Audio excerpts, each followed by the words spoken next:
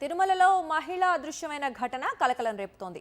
గుంటూరు జిల్లా సంగడిగుంటకు చెందిన ఉప్పు లక్ష్మీ తిరుపతమ్మ కుటుంబ సభ్యులతో కలిసి తిరుమలకు శ్రీవారి దర్శనానికి వచ్చింది. తెల్లవారుజామున సుమారు 3 గంటల సమయంలో గది నుంచి బయటకు వెళ్లిన ఆమె ఎంతసేపటికి తిరిగి రాలేదు.